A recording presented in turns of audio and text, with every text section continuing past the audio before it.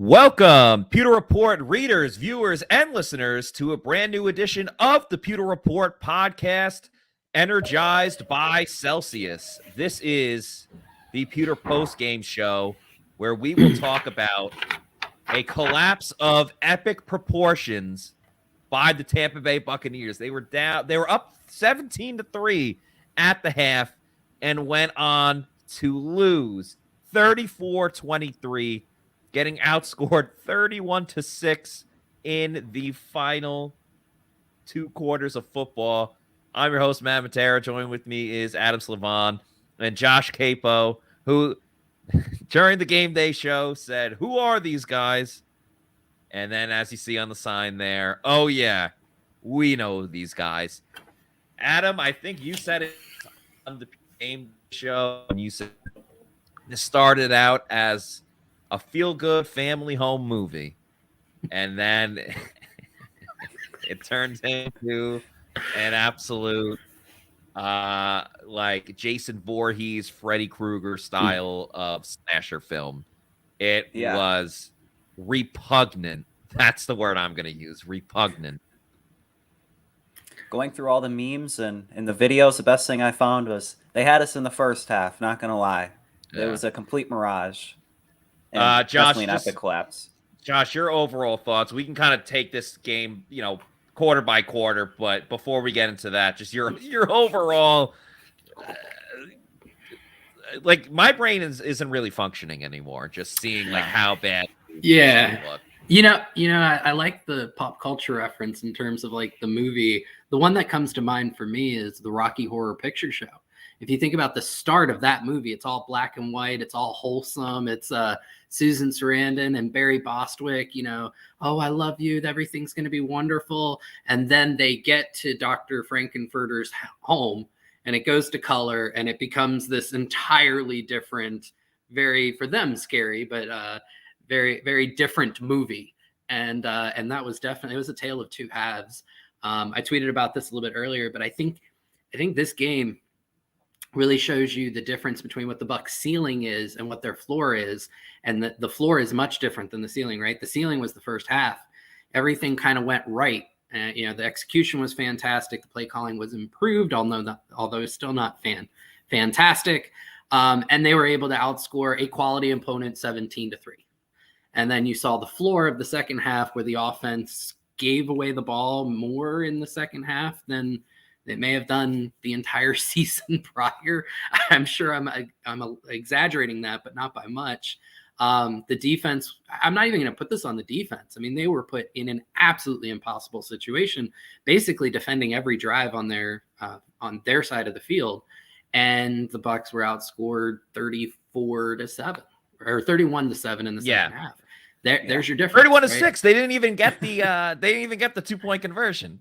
Oh, that's right. 31-6. So it was just a complete collapse. And it started right from, like the kickoff, right? Like I want to say the opening second half kickoff, or maybe it was the second one. Devin Tompkins, tries to avoid a tackle. He ends up running backwards. He ends up in behind his own 10-yard line. Byron Leftwich decided, a 14-point lead is enough for me to just try and run the ball on every first down. And led to extremely poor results, which is predictable. The offense's execution started to wane, and so you got 3 and outs. You got a Giovanni Bernard didn't seem to know what play he was running on the. Josh, I don't mean to cut you off, my man, but it just Adam had a great line at the end of the game with under 2 minutes. It's like 3rd and 1, and they ran it with Leonard Fournette, and he's like, "Yep. Got to establish the run. Under 2 minutes left in the game. You're down by multiple scores. You got to establish the run." Yeah, I didn't mean to cut you off. It's okay. No, it's a perfect line. It was a comedy of errors. Everything regressed. Special teams regressed. 4th down decision making regressed. You're down by 10. You're down 27-17 with 9 minutes left a little over 9 minutes left in the fourth quarter. You've got 4th and 1. You showed earlier in the game on not 1 but 2 4th down. Go for it. And they converted both times. Yeah. And you're not going to go for it there. You give the Bengals the ball back. They ran 6 minutes off the clock and destroyed any chance you had at winning the game. Like the 4th down decision-making regressed. The offensive play calling regressed. The defense started pressing because they had to, just like they have in every second half of the season. It seems like they started to regress. The pressure on Joe Burrow regressed. Tackling regressed. The offensive line's protection regressed. Yeah. Receivers started dropping balls. Stupid penalties. I can't think of a single bright spot in the second half other than maybe Russell Gage looks like he's healthy. Can't break catch though. Oh, that was. You got him. Yeah. It took 47 attempts to Cam Brady to show he can make the one big catch. Yeah. They had 5 turnovers in the second half. Like, truly unbelievable. I tweeted it out before. Just when I didn't think the Bucs can do so, they outdid themselves. It was fascinating and like infuriating, but fascinating at the same time. The way that they could not get out of their own way, that they consistently turned the ball over in so many different ways. So to your point, you really can't blame the defense that much, Adam. I mean, no, you're starting every drive in that second half was at the 30, the 35, the 25. Like, you can only keep the Bengals down for so long, and you're not doing them any favors by letting them start in your territory every single time, including the fact that the damn onside kick, they were already over midfield. Like, just nonstop. The defense. Yeah, go ahead. And sorry to cut you off. But I just thought it was so fascinating. Like, Burrow only averaged 5.1 yards an attempt. The longest offensive play they had was 19 yards. The Bucs run D actually stopped them, only held them to 53 rushing yards. Like, the defense, they were just put in such bad spots by all the turnovers, and it just ended up costing them.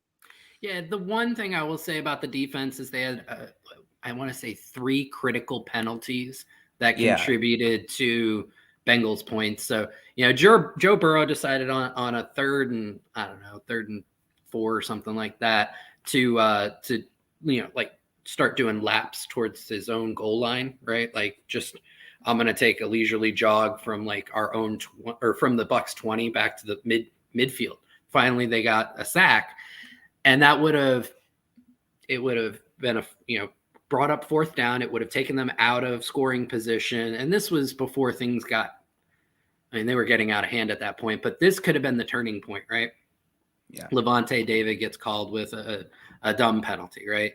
Then Carlton Davis, I want to say a little bit later on that same drive. And Carlton had a great game, right? Up against Jamar Chase. He really did.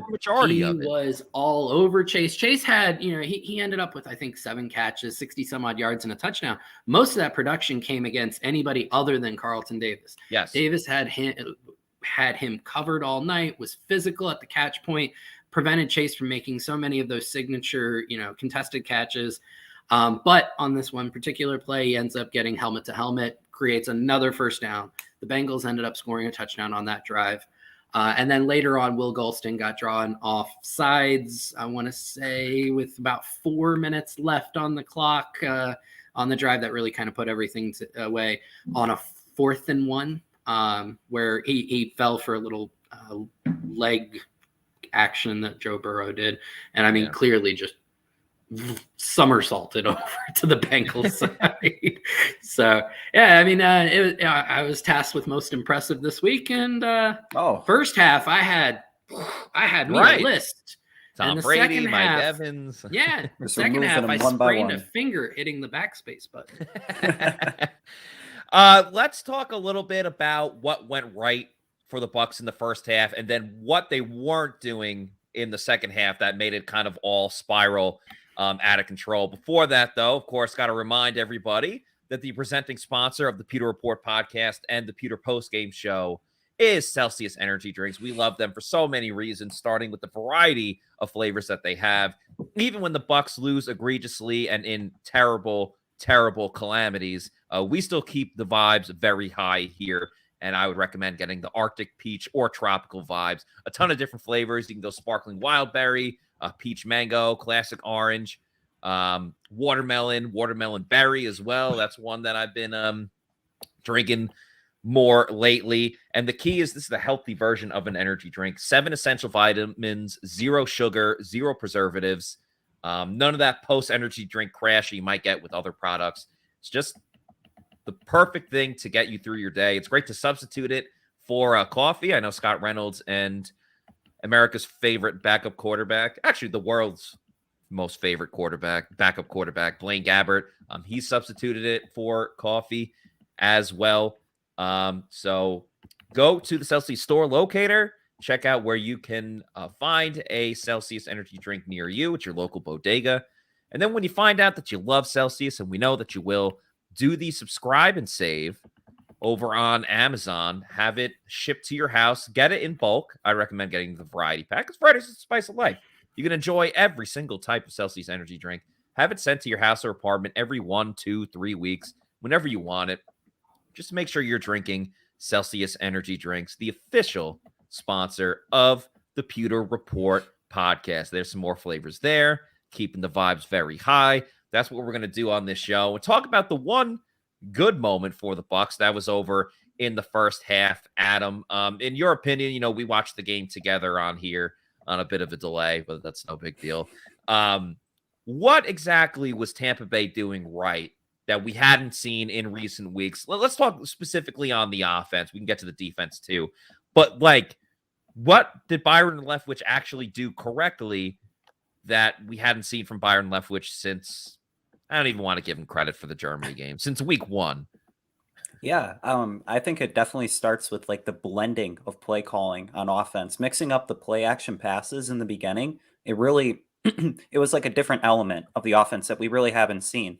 And I also think the blending of no Julio, who's going to be that third option in the passing game. It ended up being Russell Gage, not just in the first half, but the second half as well. He was the only one that really put points on the board. And the targets were spread 12 to Gage, 10 to Evans, and 8 to Chris Godwin. And then also having the run plays, not relying so much on the screen. It was a different offense that we've been accustomed to seeing, but it only lasted for a half. Yeah, it was a fleeting moment. It was just like a summertime fling, not a full on relationship. Josh, curious your thoughts watching it separately from the live stream. I mean, there's a lot more motion, which was beautiful, throwing it, play action. We kind of talked about this when you joined at halftime, but it was just kind of one of those things where, hey, this is great. This is working. They're moving the ball down the field. They trusted analytics, going for it on 4th down, and then just didn't do any of that in the second half. Why? No, I we talked a little bit about it at the half, and it played out exactly how we feared, which was they had a 14-point lead. So they decided to start calling plays like they had a 30-point lead. Yeah. And it's that combined with a few just, bad execution, just mental mistakes quickly snowballed into a comedy of errors. That's the best term I have for it. You had, first down run for 0 yards, second down, incompletion. So now you're facing 3rd and 10. Yeah, you can't convert the 3rd and 10. So now you're giving the ball back to Cincinnati, and you're giving it back to them in the weirdest ways. I guess you could say technically the Bucs went for it on that 4th down right at the beginning, because you assume that was a design play to Gio Bernard, although somebody didn't tell Gio Bernard about it. But I would have rather they just lined up and gone for it in a traditional way. I think that there would have been a much higher probability of success. And, you just, and that the dichotomy between the Bucs and the Bengals, the offensive play calling, right? I haven't gotten all the way through Cincinnati's, but, I'm at, what is it? I'm at where Cincinnati went up 34-17. Okay. So, which gets out of the, the neutral situations. So looking at neutral situations where basically one team was not 2-minute situation at the end of the first half or the end of the game, and where no team is up by 14 points or more, the Bengals passed the ball 12 times on first down, ran the ball 9 times. Meanwhile, the Bucs, I've got it. What is it? something like before they got in that situation, it was like 13 passes to 14 runs. And that's a big difference. And it goes back to Adam. I love the stat you brought up. It was one that I caught myself. Joe Burrow had almost 40 attempts and less than 200 yards passing. But when you get 6 to 7 yards on most of your first down passes, second down runs become very easy. You don't have to have these large explosives, and especially when you have a short field. And I think that goes to why you see the Bengals as one of the best offenses in the NFL, and they are one of the offenses that passes the most on first down in neutral situations versus the Bucs, which is legitimately one of the worst offenses in the NFL. And by points, I think they hit their quota. They're done. They're good to go. We hit 17. All right, boys. Good half. We're done for the day. We're going to get out of work early. We scored 17. Yeah. There are only 3 teams in the NFL that have scored less points than the Bucs this year by my count. The Rams are one. Yeah. The Rams and Denver are tied for the worst at 218 points. I think the Jets got to be close. Oh, nope. Houston. Houston at 235, and then the Bucs are 4 points behind the Pittsburgh Steelers with Matt Canada as an offensive coordinator. And that's the Bucs have scored 247 points on the year. Speaking of Canada, we have a couple of super chats to get to. One of them is Canadian. This one is American. Thank you, Eric, for the $9.99 super chat. Eric Cullison.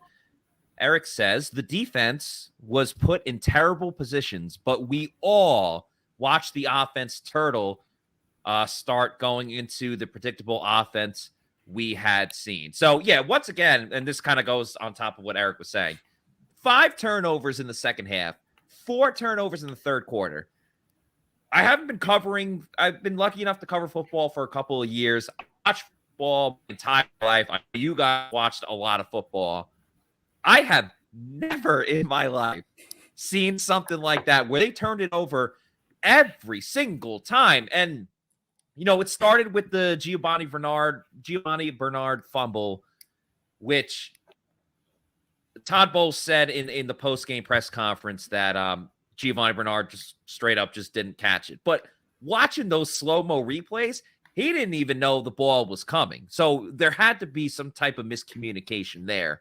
And then you look at all of the other turnovers. And again, I don't blame the Bucs defense. Can you get on the Bucs defense for, the offense turned the ball over and then the ball goes right into Sean Murphy-Bunting's hands and he's not able to get the interception? Or Burrow does the underhand throw and JTS has it and goes, nope, I'm going to knock it away instead of trying to intercept it.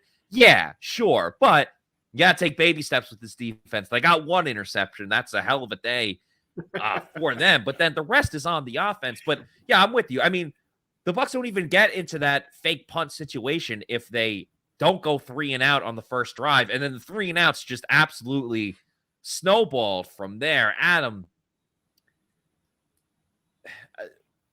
I don't know what you saw, but to just so quickly regress and to just go back to the screen game and the running game, we make jokes about they're going to go run the ball again, and then they just do it. So I don't know how much we can really talk about the defense. They picked on Sean Murphy-Bunting. You could take this any direction you want. If you want to stick with the offense or you want to talk a little bit about the defense, they picked on Sean Murphy-Bunting, but, that is what it is. Again, if the Bengals have to drive 80 yards down the field, who knows how many times they reach the end zone. But we never had to answer that except for the last drive of the second quarter where they kicked the field goal. So, I mean, the turnovers was the name of the game. So Coach Bowles mentioned this last week, and definitely the case this week. The Bucs just really beat themselves. Offense, defense, special teams. They had the game fully in control. They killed the time of possession. I think one time we mentioned it was 15 minutes Bucs to 6 minutes Bengals, 10 first downs to 3 first downs. And then they just went away from it. And the play calling, it just reverted back to what we've seen. And I don't even know what to say. Just watching this game, it was really a tale of 2 halves.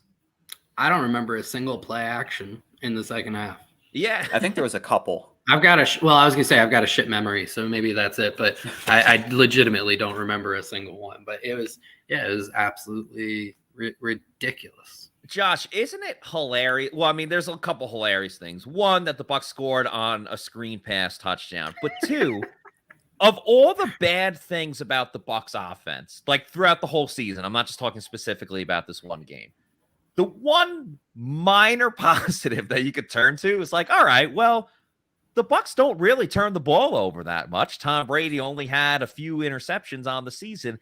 And then finally, as The Rock would say, they build a lead. Like they're up 17-3. They finally do everything else right that we were mad at them for not doing the whole season. They finally get that done. And then they're like, nah, now we're going to start turning the ball over. It's like you do everything right, and then you just regress to everything that you were. And the one good thing you had going for you, you immediately mess it up. It's out of this world. It's almost impressive.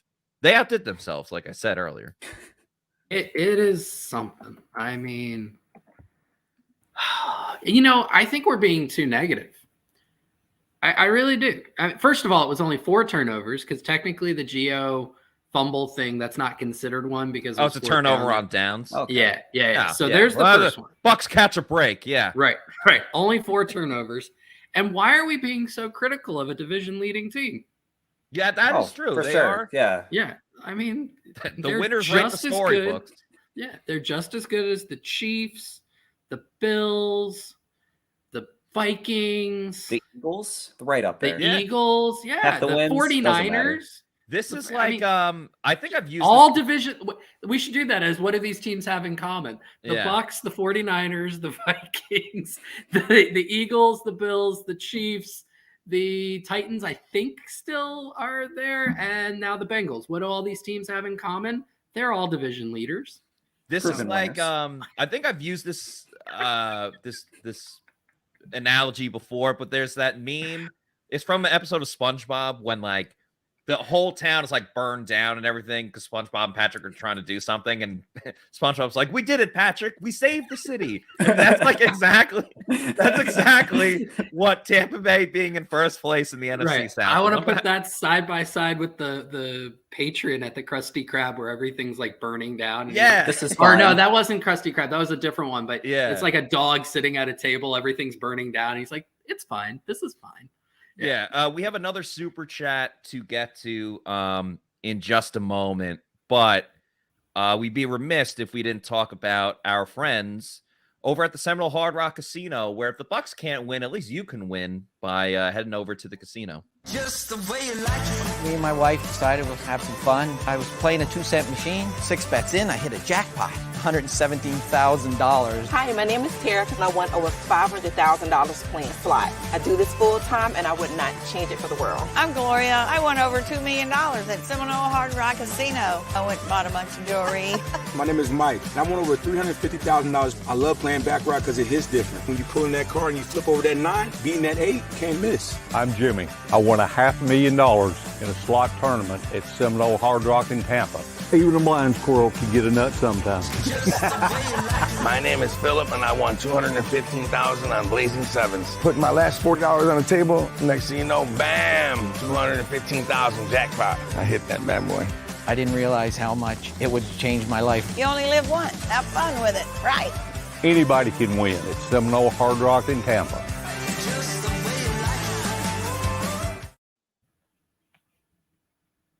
Never know when you can win big over at the Seminole Hard Rock Casino in Tampa. You probably win a lot more than the Bucs did.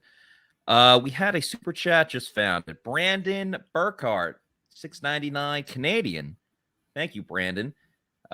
He says Brady was kept clean in the first half, and then he got 8 alive in the third quarter. Can't stand coaching on 50-plus yard field goals. 4 straight turnovers is rare. So we had a lot of people in the comments and appreciate everyone that was watching and listening. Some people were saying this game's on Tom Brady. Others are saying that it wasn't. Josh, I'm curious to get your thoughts about that because it kind of goes with, Brandon's comment, and we appreciate Brandon for the super chat again. Do you look at this game as it's Brady's fault? Some people are saying Brady's wash. I don't agree with that. But there was 2 interceptions. He fumbled it on the sack. So just curious, what your thoughts are about that. I think I tweeted it during the game. I think it potentially was the worst half of football of his career. And I think I did that in the third quarter. It's partially on him. Were some of the things surrounding him falling apart, and you could see he was trying to press, he was trying to overcome, and that's a kind of a common theme this year, right? So like last couple of years, he's had good protection. Yeah. When he's got good protection, he can, his mechanics are great, and he can make all the throws he needs to. This year, his receivers aren't getting open, even worse than years past, and they've never been great separators. And then kind of happened again this game. You see, he had to put the ball into very tight windows, and the offensive line, as the commenter put, just collapsed and he was trying to overcome it. And in doing that, he pressed. His mechanics were flawed. He made poor decisions, and that led to a lot of the turnovers. And he's got to own that part of it. And I'm sure he does. I mean, Brady's always held himself, along with everybody around him, accountable. It's not all on Brady. He's certainly culpable in that second half collapse, 100%. Adam, how do you see it? I don't really. I mean, it's on the players, definitely. It's not just a Tom Brady thing. It's encapsulated by the whole team, offense and defense, and special teams. Tom Brady played a big part in it. It's really started with the special teams. But like I said before, they really just beat themselves. And I kind of found like Bowles' press conference interesting when he said the last 3 games, we got to save our season. They really have to show something in these last 3 games. Without question. And it's kind of annoying because that's essentially what Bowles said last week. Like, we're going to find out who we are, like who really wants it. And then it looked like he wanted it for just a little bit. Yeah, go ahead. They did find out who they were. Yeah. They're frauds, and he's a coward. I don't think Josh, yeah, go ahead. I was going to say, I don't think they really trusted themselves holding the lead against the Bengals. Like, the way that they played, I don't know. Right, I hear you, but then why not say, like, why get conservative all of a sudden? Why not be like, hey, this worked for us in the first half. Let's just do exactly that once again. And then, if it burns us, it burns us, and we go down swing. But we didn't see any of that. And, like, the coaches have made poor decisions, but I think they're smart enough to realize, hey, we've been a struggling offense all season long. We finally found something that worked. And they just immediately went away from it. And Josh, I completely agree with you. You were talking about it before. And Adam, you can back me up because I was saying this on the game day stream when it was about 9 minutes ago in the last quarter. And they were deep back in their own zone. And they got stopped on third down. He got tackled a yard short. And I'm like, well, I think they should go for it. Why aren't they going for it? Why aren't they going for it?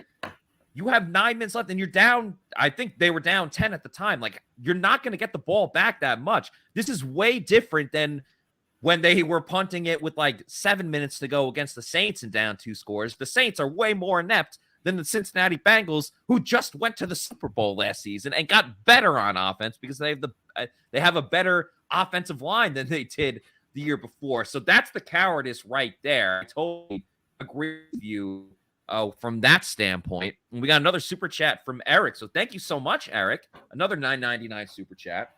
He wants to know, when do we start talking about actual firings, in all caps, firings? And was that 3-4 exclamation points right there? I don't think we're not going to see any firings in this for the rest of the season. I mean, they have 3 games left. They still somehow, some way could win the division. It's just, you're not going to change it right now. That'd be a little too much turmoil going on. Yeah. With that said, Byron Leftwich is all but gone after this season, just the way that it's been going. And if they lose out, and at this point, it's not a lock in any of these games. If they lose out, especially to the Cardinals, who might be on their 3rd string quarterback on Christmas, and then lose the division by losing to either the Falcons or the Panthers, would not surprise me at all if Todd Bowles is fired too. If you go down losing 4 or 5 in a row, would not shock me. Now, if they win a game and they win the division, then I think Bowles gets another year. This is clearly not the situation that any of them want to be in. Yeah. Going back to what you talked about in terms of that 4th down decision. So It was 4th and 1. They were on their own 11. And there's this really great Twitter account. It's called 4th Down Decision Bot. It was created by a guy named Ben Baldwin, I believe, of The Athletic. So basically, at that point, the Bucs, they weren't, their probability to win was very small. But if they had gone for it and succeeded, their win percentage would have gone up to 8%. If they had gone for it and failed, their win percentage would have dropped to 3%. Okay. If they punted, which they ended up doing, their win percentage went to 4%. So failing on 4th down, if you had gone for it, changed your winning percentage from punting by 1%. However, if they had converted, they would have improved it by over 5%. So it's a strong go for it kind of thing, but from analytics. And it would have increased their win probability by 1.8%. It was absolutely the right decision to go for it there. And again, the cowardice of just punting it away. And they literally, in my opinion, they have punted their season away on that decision, right?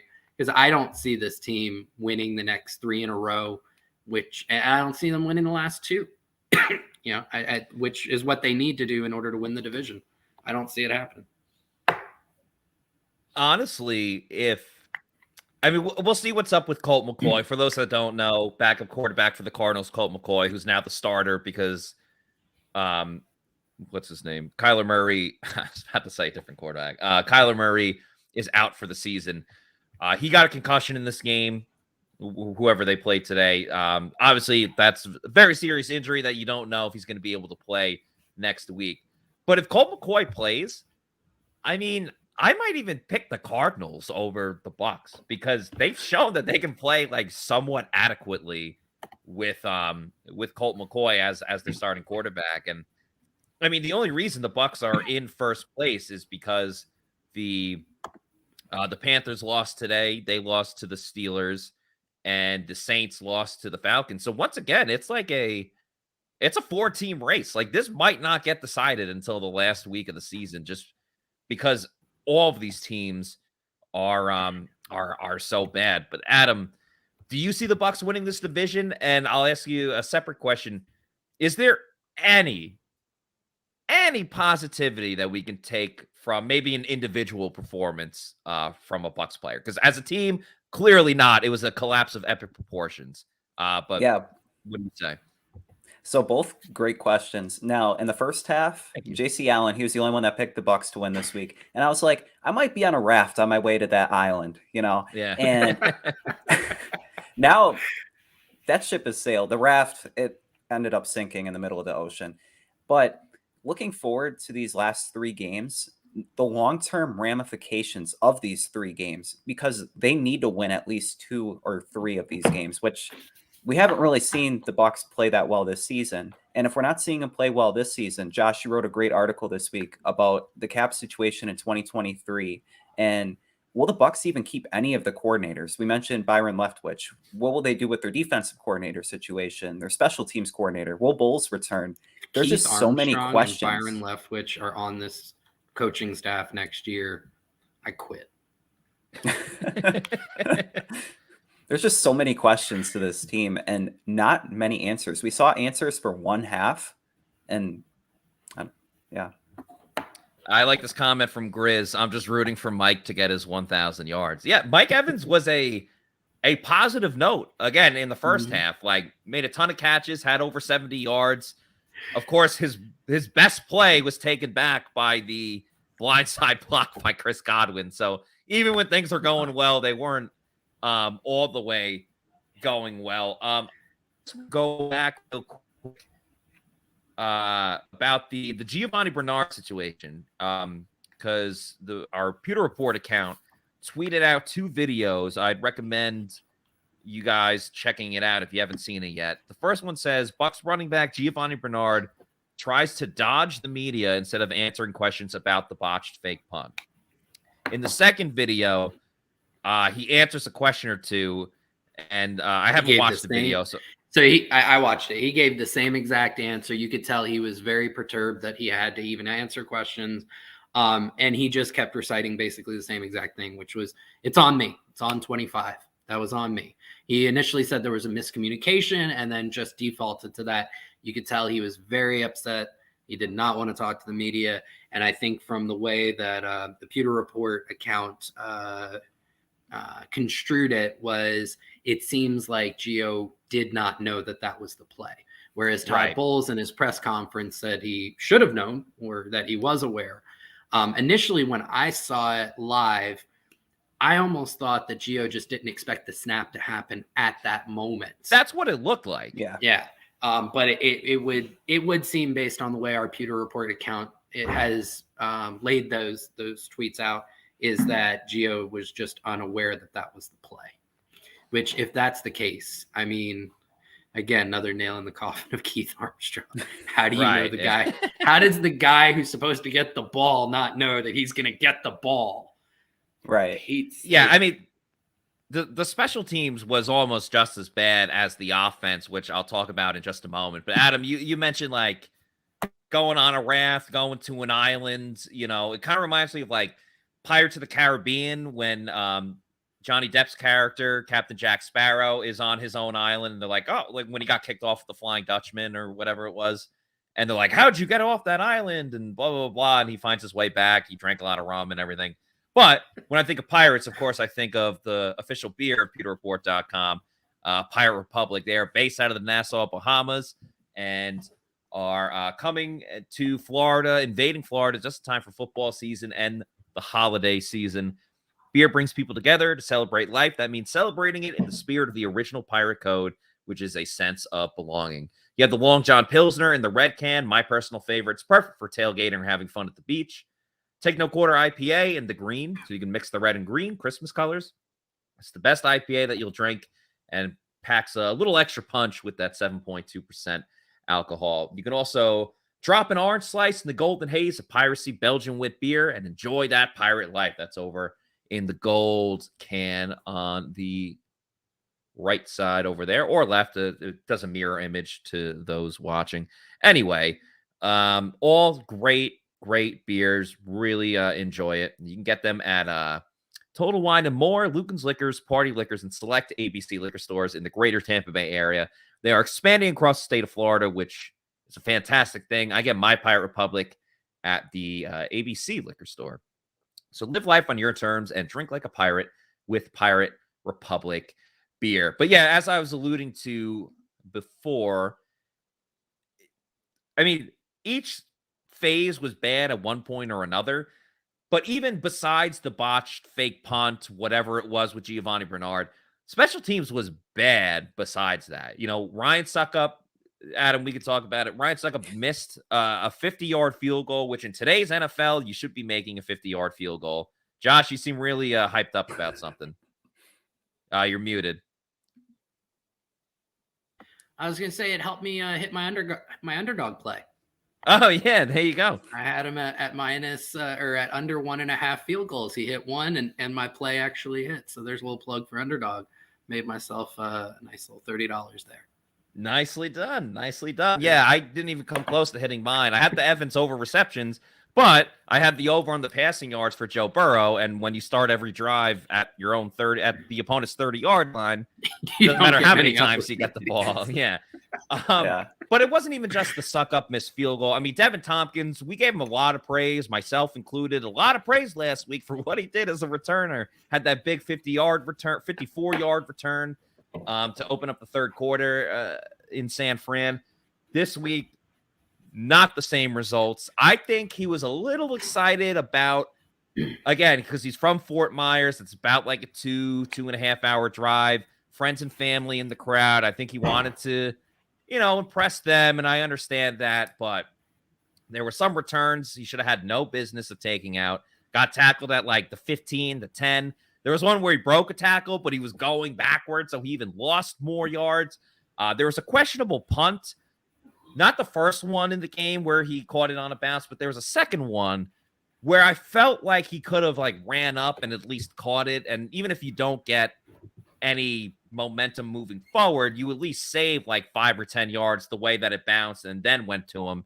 I don't think I don't think he should get demoted or anything like that. The Bucs will have to make a decision, though, because they elevated him from the practice squad, and this was only his second game, but he was elevated from the practice squad in week 5, I believe, and he was an inactive. So last week was his first game, but he's been elevated 3 times, and that's the most you can do. Yep. For it's the NFL league rule, you can only elevate a player 3 times. So the Bucs will have to decide if they want to officially make him the new kick and punt returner and give him a roster spot on the 53-man roster, or if they want to go in a different direction. So they have to decide that. But Adam, that was just a long way of saying, like, special teams screwed up a lot too, and I think it's getting masked because of all of the turnovers that went on in the third quarter specifically. Oh, definitely. The special teams, they got the turnover train rolling, and then the offense conducted the rest. Yeah. If the special teams that was good. If the special teams actually would have played competently and got the team in better field position, maybe we wouldn't be looking at the game the same way. Now, it's not all on Tompkins, but he finally learned his lesson on the third kickoff return. He waved his arms and he's like, touchback. He doesn't want it. But I feel like Tompkins brings another dynamic to the offense. I still see him as the return man. It was nice seeing him get his first reception, get like a little sweep play. Again, an end around, some creativity, and then gone. It's gone. But, absolutely gone. All right, Josh, where do the Bucs go from here? Like, what we know what needs to change, obviously. Like, but do they? Do they? That's the big question. Do they? That's the big question. I see what you did there. Yeah, no, I mean, you thought for maybe a half that they had figured it out. I mean, they were doing everything that others, ourselves included, had called for and to positive results. But something you had mentioned was like, the second half. I would even say going back to the first half, you started to see they just have this way that they want to conduct their team. And they are so beholden to it. It's almost like a religious belief that this is how we need to run our team. And you could see it starting to creep back in even as the first half waned on, right? First 2 drives, you saw the play action. It was like a 50-50 split run pass on first down. You saw the creativity. And then the third drive, all runs on first down, right? Like they went back, like Leftwich was like, okay, now that I've thrown this out there, the other team will think that's where we're going. Now I can go back to what I really think works. And it didn't. The third drive ended in a punt, right? And then the fourth drive, he went back to, play action and things like that. I think he had one where, like, it just, you could see that that's what they wanted to get back to. And as soon as they thought they could, they ran right back to everything that they've been doing wrong all year. And I think Leftwich has a shrine in his home with the Arians playbook, and he just puts it on a pedestal. The playbook's fine. It's where what you call when. It's so siloed and so predictable in certain instances that it makes it easy to cover. But the playbook's fine. It's like Byron Leftwich wants to win with one hand behind his back. Like, I don't need first down. Screw first down. I'm going to show you I'm going to score points just using 2 downs. Well, it's not working. Yeah, he's like, all right, I pleased the haters a little bit with motion, play action, throwing first down. Now that I got them to be quiet, now I can run my offense. Right, which, exactly. hasn't worked I feel like that's been a similar theme for weeks, too. Like, the years. first drive always goes well, and then it's like back to the same. Yeah, but it's really not that new. It's the difference between this year and 2021 and 2020 is they had better players on the offensive line who were producing better, which gave Brady the time to execute at such a high level that it's turning out to be unsustainable. And at least for this year. And that's the big difference is they relied so much on Brady to bail them out. And he was able to do it for 2 years. And this year, there has been a drop-off in his play. People accuse me of saying there hasn't. I 100% say that there's been a drop-off in Brady's play. Where I have huge differences with people who come at me about this is he's still playing at a high enough level that if they did other things, he could run this offense successfully. You saw that in the first half. They could beat anyone. Proved my point. Yep. They could beat anyone the way that they played in the first half. Right. And that's why he's not washed. Exactly. Yeah. Whether you want to look at how great the offense played or the defense just completely shutting down the Bengals, getting a pass rush going. And then, it just all changes so quickly. And the narrative changes too, which, is absolutely unfortunate. We'll get to one or two more comments before we wrap the show up. But first, let's hear a message from Age Rejuvenation. As we age, our hormones decrease, both for men and women. I was tired all the time, had no sex drive. I was groggy. I felt like I was 80 years old because everything hurt. I came to Age Rejuvenation because I was tired all the time. Bioidentical hormones has really made such an impact in people's lives. I actually enjoy shopping now.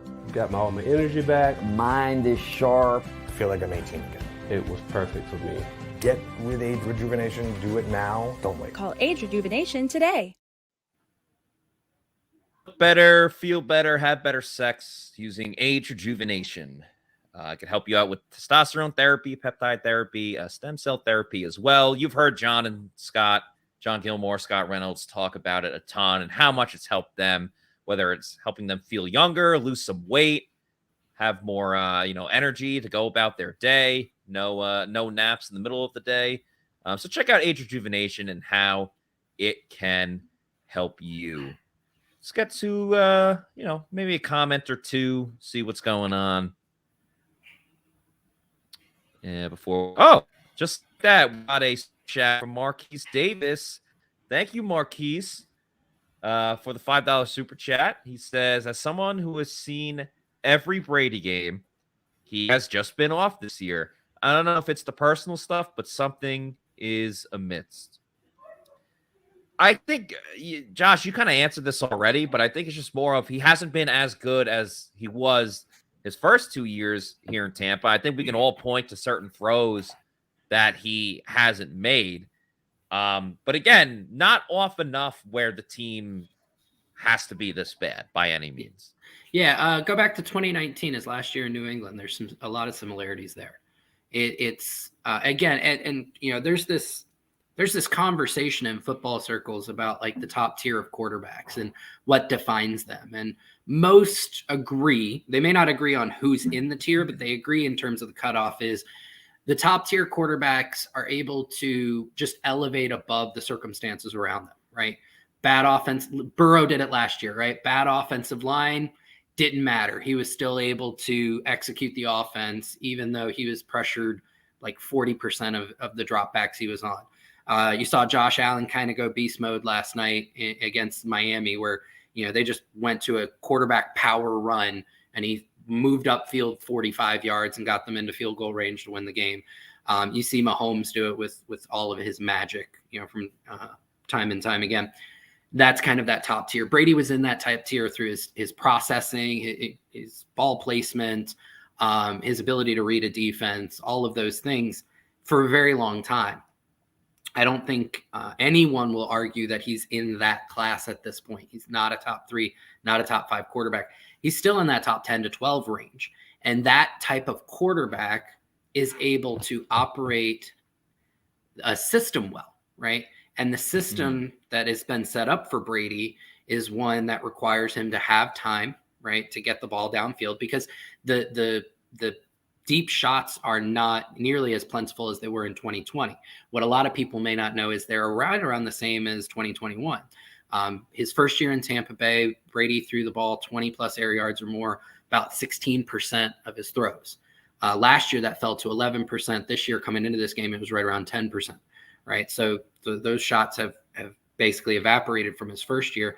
The difference between 2021 and 2020 is he's not connecting nearly as much. Last year, it was about 40% completion rating on those.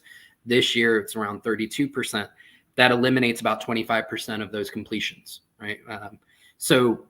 But those require the offensive line to give him the time to make those plays and occasionally for a receiver to get open. And that's the other thing that's been plaguing this offense is Russell Gage separates the best out of all the Bucs receivers this year, and he's barely been on the field. Chris Godwin is not the guy. Yeah. Chris Godwin is not the pre-ACL injury Godwin, and nobody should expect him to be his first year back. I mean, I think we're just over a year from when it happened now, but he's not separating like he used to. Each week gets a little bit better.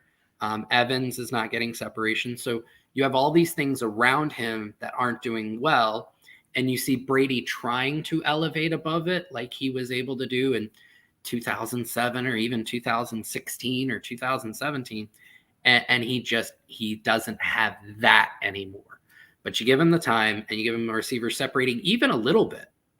And again, the first half proved he can execute that offense. He can put up 34 points a game. That's what they were on their way to. Yeah. Right. And that's plenty with this defense. But Adam, when everything else falls off, he can't elevate above it. And that's where people expect him to be. And that's where you get this washed, narrative.